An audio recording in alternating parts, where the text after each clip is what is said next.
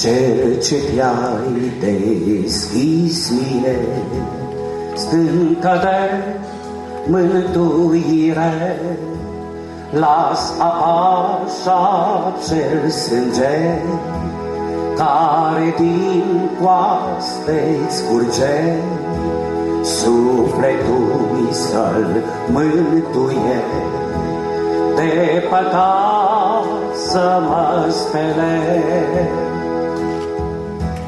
Faptele cât te-am lucrat, legea ta le-a judecat, ori și cât eu m-aș lupta, plâng în ziua și noaptea, de păcat nu m-ar scăpa, nu mai singur mila ta.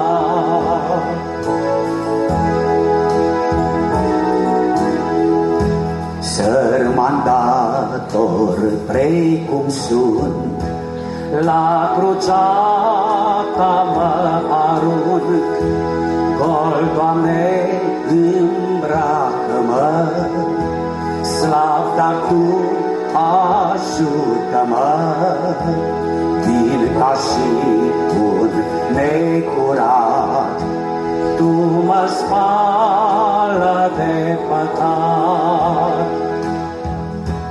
După lupta vieții, dacă se închid ochii mei, când voi sta înaintea Ta, trâmbița când va suna, stânca mea, o rogu-te, în Tine mă ascunde, când voi sta înaintea Ta, trâmbița când va suna, stânca mea, o rogu-te, în Tine mă ascunde.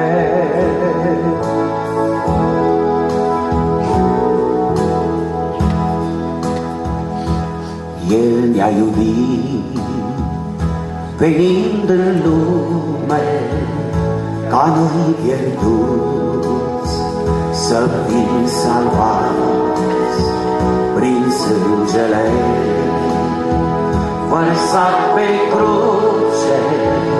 La Golgota, Iisus Hristos m-a mântuit, știind că-i vin, pot învinge teama, și eu sunt viu, și Tu ești viu, căci ne-a salvat.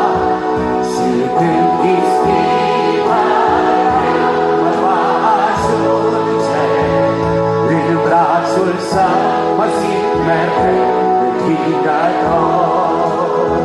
Știind că-i vin, pot învinge teama, și eu sunt viu, căci m-a salvat.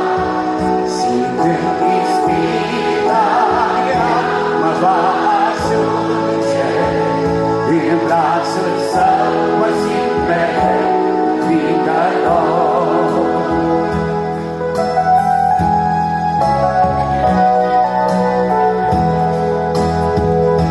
Ca un copil ce se încrede în Tatăl Său pe acest pământ, așa mă încred și eu în Domnul, căci de păcate m-a iertat, eliberat.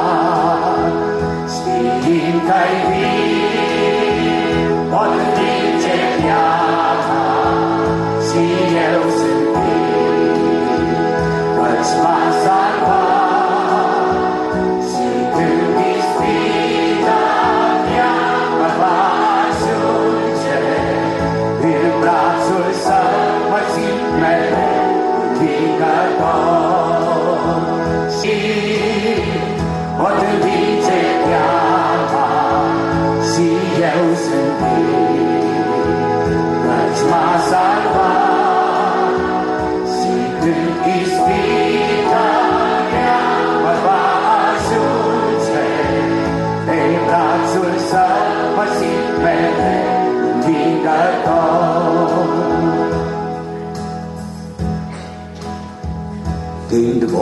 pleca în veșnicie, când lupta grea se va sfârși, îl voi vedea pe nor de slavă, el oldul morții a învins în jertfa sa, știind că-i vin, pot învinge teama și eu sunt vin, căci masa lua și când ispita mea mă va ajunge, în brațul său mă simt mereu învingător, știind că-i vin, pot învinge teama și eu sunt vin, căci m-a salvat și când ispita mea mă va ajunge, în brațul său mă simt mereu învingător. Cine se încrede în Domnul are viața mai frumoasă, căci lumina lui pătrunde și o luminează îndată. Dumnezeu de sus veiază, El ne binecuvintează sufletele celor ce se cred în El. Cine se încrede în Domnul are viața mai frumoasă, căci lumina lui pătrunde și o luminează îndată.